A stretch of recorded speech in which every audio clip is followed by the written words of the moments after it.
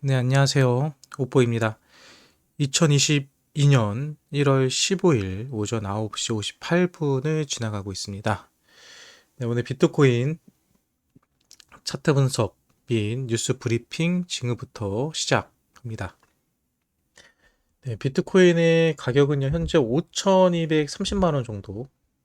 네, 어저께 계속 말하는 것처럼 5,250만 원대 요 1시간 차트 또는 4시간 차트로요. 이 15일선을 넘겨야 된다라고 했는데요. 아직까지는 15일선을 넘기고 있지 못합니다. 하지만 보시는 것처럼 7일선하고 50일선이 데드크로스가 나는 듯 하다가 데드크로스가 나는 듯 하다가 골든크로스로 전환을 시켰죠. 네, 그렇게 되면서 다시 한번 상승할 수 있는 추진력을 얻은 것으로 확인이 되고 있고요. 뭐 전체적으로 뭐 분위기도 나쁘지 않습니다.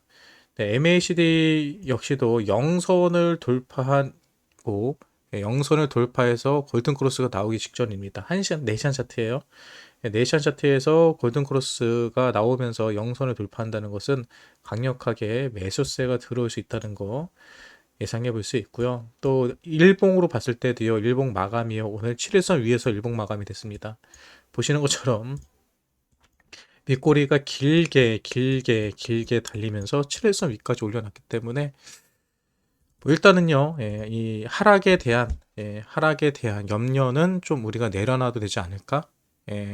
뭐 급등이라기보다는 어느 정도 천천히 우상향할 수 있는 조건은 차트적으로는 완성됐다라고 보면 될 것 같습니다. 그 밖에 전체적으로 비트의 상황을 살펴보면요. 현재 김프가 2%가 깨졌습니다. 1% 후반대 유지해주고 있고요. 그리고 비트 도미넌스 역시도 39.7% 어저께랑 비슷한 수치를 보여주고 있습니다. 네, 그리고 뭐 현재 뭐 바이낸스라든지 아니면 선물 시장에서도 매도보다는 매수세가 좀 더 강한 걸 확인해 볼 수도 있고요. 펀딩비 역시도 지금은 롱이 더 큰 것을 볼 수 있습니다.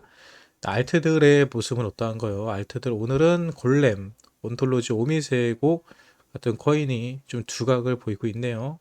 예. 근데 중요한 거는요, 알트코인들은 이따 오후 때 봐야 됩니다. 어차피 처음에 장이 시작하자마자 올라가는 변동성에 있어서는 일단 저녁에 보면 또 새로운 친구들이 많이 올라와 있거든요. 때문에 여러분들이 가지고 있는 코인들이 오늘의 이 상위권 상승률을 보여주기를 바라봅니다. 그럼 뉴스 잠깐 살펴볼게요. 오늘 어떤 뉴스도 있었는지. 일단은 뭐 이런 거 크립토 공포 탐욕 지수는요 완전 후행선이거든요. 이거는 볼 필요 없습니다. 그냥 올라가면 한 단계씩 올리는 거기 때문에 이거는 의미 없고요. 네, 그리고 또 뭐가 있을까요? 지난해 암호화폐 업계 구인 공고 395%가 급증했다. 구인 공고가 많이 늘어났던 소리는 그만큼 비트코인, 암호화폐 관련 업체들이 많이 생겨났다는 거겠죠. 네, 이 시장이 얼마나 커졌는지 이런 것을 구인 광고를 통해서도 살펴볼 수 있다. 뭐 이런 내용인 것 같습니다. 네, 비트코인 나스닥 100일 상관 개수 2011년 이후 최고다. 이게 어떤 얘기냐면요. 그 최근에 제가 저녁에 방송을 할 때 나스닥 지수 11시 반이 되면 나스닥 시장이 시작되는데 이 나스닥 지수를 많이 보죠. 원래는 나스닥 지수를 보지 않았었거든요. 보통 나스닥이 올라간다고 해서 비트코인이 올라가거나 또는 나스닥이 떨어진다고 해서 비트코인이 떨어지거나 한 적이 거의 없습니다. 그냥 상관이 없었어요. 그래서 나스닥을 굳이 챙겨볼 이유가 없었는데 최근에는 세계적인 기관들이 들어오고요. 또 기관에 따른 규제 문제들이 있다 보니까 이 미국에서 있는 이 주식 시장이랑 이 비트코인 가격이랑 많이 연동되는 걸로 볼 수 있어요. 실제로 여기 기사도 보면요. 2011년 이후로 나스닥의 100일간의 그 상간 개수가 현재 0.40으로 2011년 이후 최고치라고 얘기를 합니다. 네, 그래서 나스닥이 올라가면 비트코인도 올라가고 나스닥이 떨어지면 비트코인도 떨어진다. 네, 이런 게 현재 한 3개월 평균적으로는요, 상당히 뭐 그럴 수 있다라는 식의 상관관계를 보여주고 있는데요. 근데 여기서 이제 생각해 볼 게 뭐냐면요. 지금 저는 이걸 투심이라고 얘기를 하거든요. 어차피 현재 뭐 테이퍼링이라든지 아니면 금리 인상이라든지 전 세계적으로 모든 투자 상품에 영향을 줄 수 있는 공통적인 악재거든요. 그러니까 이 악재가 있기 때문에 어떤 발표라든지 어떤 연설이 있을 때마다 가격의 변동성이 상당히 커집니다. 네, 근데 현재는 이 나스닥이 올라가면은 비트코인 투자자들도 따라서 매수하는 경우가 있고요. 나스닥이 떨어지면은 오히려 같이 투자자들도 매도하는 경향이 있는 것도 사실입니다. 하지만 이거는요, 시간이 지나면 금방 해결이 될 거예요. 그리고 실제로 이처럼 나스닥이랑 비트코인이랑 같이 움직이다 보면요, 더 이상 이 비트코인이나 암호화폐는 해지 수단으로 사용이 안 되거든요. 해지 수단으로 사용이 되기 위해서는 나스닥이랑 반대 움직임을 보여줘야 되는데, 지금까지 비트코인이 디지털 금이라고 불리고 암호화폐 그렇게 대우를 받았던 거는 나스닥이랑 그 해지 수단 사용할 수 있을 정도로 반대로 움직이는 경우가 많았기 때문에 그러합니다. 그리고 이 부분에 있어서는 조금 더 지켜봐야 될 것 같긴 해요. 근데 저는 이거는 현재 단기적인 투자 심리로 인해서 같이 움직이는 게 아닐까라고 저는 개인적으로 분석하고 있습니다. 네, 그레이스케일 자산 운용 자산 약 391억 달러, 어제 398억 달러로 기억을 하는데 약간 빠졌네요. 네, 자메이카 총리 2027년, 자메이카의 70%가 디지털 화폐를 사용할 것을 예상을 한다. 네, CBDC를 많이 사용할 거라는 거죠. 근데 뭐 CBDC랑 여러분 암호화폐하고는 전혀 다른 겁니다. 예, 관점은 같지만 실제로 사용됐을 때 우리가 받아들이고 투자처의 관점에서 전혀 다른 문제거든요. 어떤 분들은 그래요. 이 CBDC가 발전되게 되면 또 많은 사람 사용하게 되면 암호화폐는 필요 없어지는 거 아니냐. 근데 암호화폐는요, 화폐로서의 가치보다는 실제로는 이 블록체인 기술로서의 활용도가 더 중요한 기술적인 부면이 더 중요한 부면이거든요. 그리고 암호화폐 가격, 토큰, 코인 같은 경우는 이 블록체인 노드를 운영할 때 쉽게 말하면 그 생태계를 운영해주는 사람들에게 대한 보상입니다. 네, 그렇고 이런 부분에 있어서도 단순히 암호화폐 또는 가상화폐는 현금과 같은 화폐다라는 생각만 하지 않으시면요, 전혀 다르다는 것을 여러분들이 이해할 수 있을 겁니다.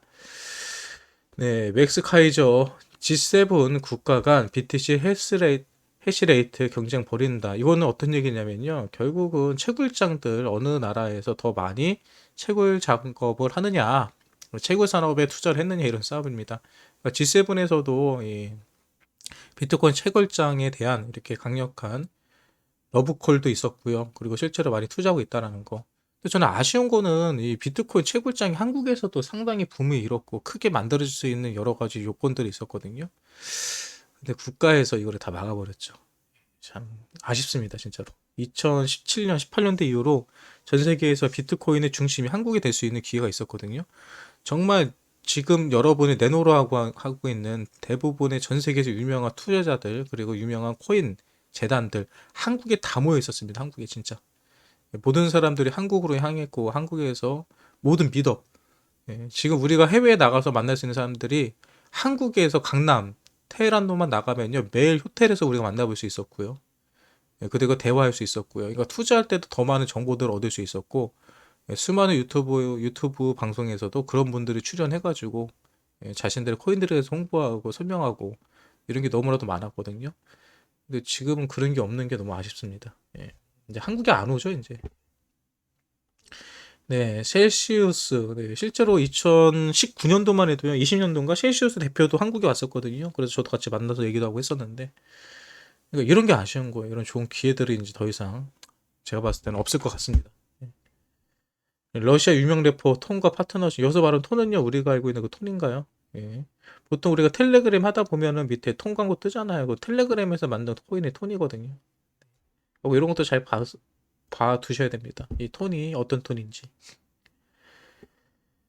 네. 네, 지금 여름 6개월 내에 뭐 하락할 거다 이렇게 겁주는 사람들이 있는데요. 부동산 투자자지 이 사람은 비트코인 투자자가 아니에요. 그러니까 부동산 투자자 입장에서는 비트코인에 대해서 마냥 좋다고만 얘기할 수는 없습니다. 물론 이 사람은 비트코인에 대해서 좋다고 얘기를 했던 사람이긴 한데 전문가 아니에요. 첫 영국에 있는 첫 크립토 카페에서 비트코인, 리플, 라이트코인으로 결제가 가능하다. 뭐 정통적인 메이저 코인들이죠. 리플이나 라이트코인 갖고 계신 분들 너무 걱정하지 않으셔도 됩니다. 미국 하원의원 비트코인 현물 ETF 반려한 갠슬러에게 실망했다. 라는 기사가 떴는데요. 정치적인 압박이 아닐까요? 네, 압박까지는 아니겠지만 그래도 현물 ETF에 대해서 원하는 정치가들도 많이 나올 정도로 핫하다는 거 보면 좋을 것 같습니다.